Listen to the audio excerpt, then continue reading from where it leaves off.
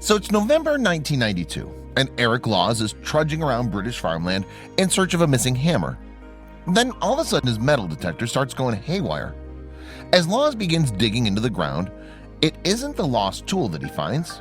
No, the metal detectorist has just uncovered an incredible haul of Roman artifacts, and the discovery will change his life forever.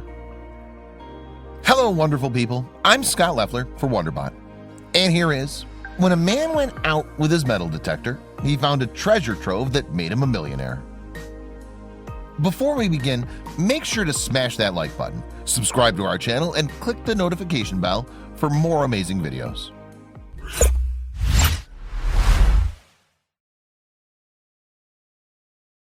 Eric Laws was born on May 1st, 1923, in Hoyne in Suffolk, England.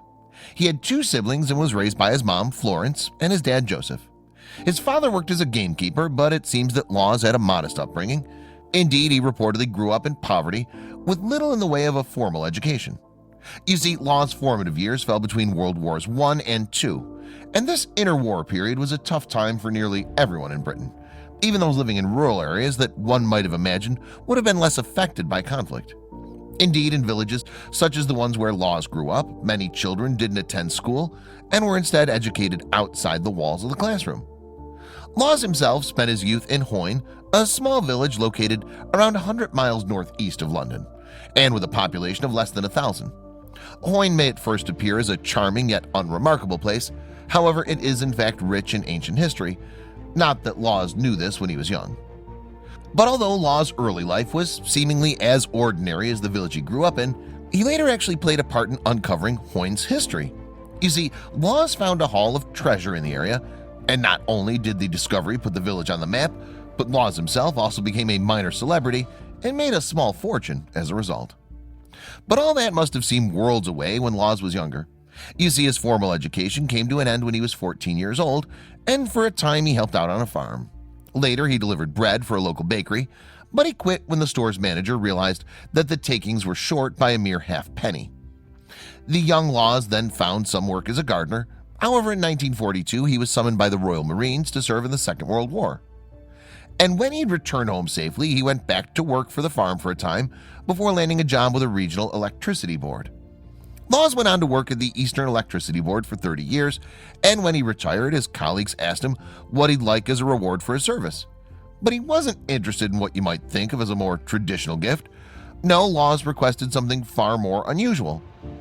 As Laws explained in an interview with the Hoyne Heritage Group, the Electricity Board asked me what I'd like for my retirement. Would I like a watch? And I said to them, no, I'd like a metal detector. Why? I don't know. But regardless of what compelled Laws to ask for such a device, it would eventually bring him unexpected fortune. Yes, in November 1992, a friend of Laws called on the metal detectorist for help. The man in question was a farmer, and he'd lost a hammer somewhere on his land. The farmer therefore asked Laws to help him find his missing tool. And while scouring the fields, Laws' metal detector suddenly picked up a clear signal. So when his metal detector indicated that he may have found something, Laws began to dig. But what he ended up finding wasn't the hammer that his friend had lost. No, as it turned out, the find was actually something far more valuable.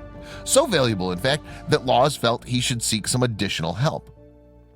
What had the metal detectorist found then? Well, the first thing that Laws unearthed were some coins. But he soon began discovering other relics too, including numerous silver spoons. And when his haul had amounted to 2 plastic bags filled with artifacts, he realized that he might have uncovered something significant. As such, he reported his find to the landowner before contacting the police and a local archaeological group. It quickly became clear that Laws had acted with the utmost diligence too. Indeed, by informing the authorities as he did, Laws allowed the Suffolk Archaeological Unit to perform a thorough excavation.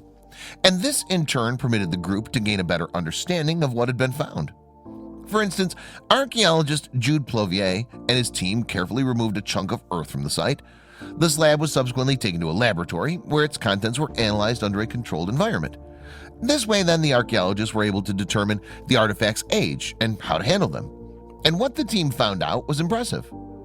As it turns out, Laws had unearthed thousands of gold, silver, and bronze coins from the late Roman era, as well as silver cutlery and gold jewelry. The discovery was so substantial, in fact, that it was recorded as the largest find of its type in Britain. And and its value was quite astonishing. The treasure trove has become known as the horde, and since its discovery more than 25 years ago, much has been learned about the origins of the treasure. In fact, the horde dates back to a time of great unrest in Britain's long history, a time when a large portion of the island was still part of the Roman Empire. It's fair to say, of course, that the Romans left their mark on the world. Indeed, in the early centuries AD, they ruled large territories across what is now Europe, the Mediterranean, West Asia, and North Africa. But by the beginning of the 5th century, the empire had lost its grip on Britain. Indeed, the southern portion of Britain was subject to the rule of the Roman Empire between 43 AD and 410 AD. But while it was once generally believed that the province's economy had headed into decline at the turn of the 5th century, subsequent archaeological data has tended to suggest that this idea was incorrect.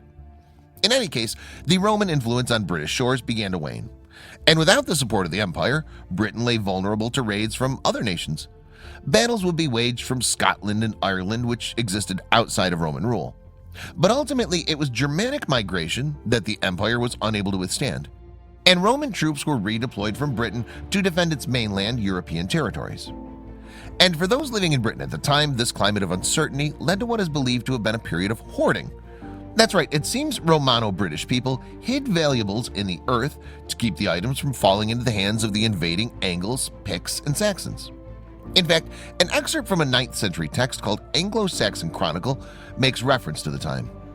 The Romans collected all the treasures which were in Britain and hid some in the earth so that no one afterwards could find them, the script read, and some they took with them into Gaul. The idea behind hoarding was that owners would one day return to collect their valuables. But the fact that hoards have been dug up in recent years may stand as proof that whoever they belonged to never managed to return. There are difficulties, however, in accurately dating the artifacts, which makes telling their story less than straightforward. The archaeologist hence studied the inscriptions on the coins, which allowed them to draw out clues to the hoard's age. And the evidence seems to suggest that the treasure dated to around 410 AD. What's more, this is a view supported by Peter Guest, an archaeologist specializing in the Roman era. As Guest relayed to the Smithsonian Magazine in January 2018, based on the age of the coins, the date after which Hoyne must have been buried is 408 or 409, and the traditional model would suggest it was buried around about that point in time. But the archaeologist's experience also led him to another theory. By Guest's reckoning, it's possible that the coins could have been in use for many years after the Romans left Britain. You see, the archaeologist had spotted evidence of a method of altering the coins known as clipping. And this procedure appears to have been performed on as much as 98% of the 15,000 coins unearthed in the Hoyne hoard.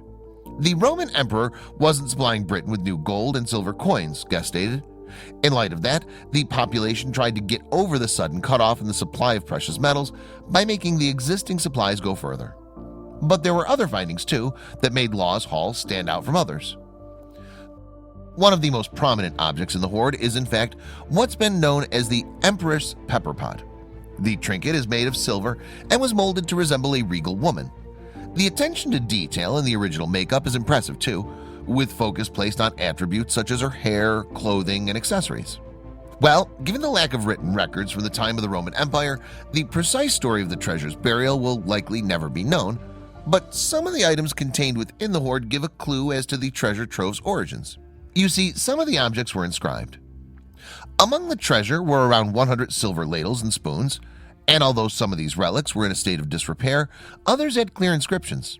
Yes, the utensils were marked with the names Aurelius Ursinicus and Silvicola, which appeared alongside the Latin phrase Vivus in Dio. Could these markings be an indication of the treasure's owners then? Sadly, there are no historical records of anyone named Aurelius Ursinicus from the Roman Empire. But even though there's nothing written on the hoard's owner, the man who discovered the treasure carved out his own place in history. Yes, Laws acted with the utmost diligence when he made the discovery, and he was rewarded handsomely for his part in the recovery of the Hoyne hoard. In fact, Laws was given a finder's fee of £1.75 million, or about $2.3 million. And although the metal detectorist had no legal obligation to do so, he split the prize with the farmer on whose land he found the stash. But what did Laws do with his share of the spoils? Well, using his newfound wealth, the metal detectorist built a single-story house in Denham, a village located not too far from his childhood home. and he continued to pursue his passion of metal detecting to the end of his days.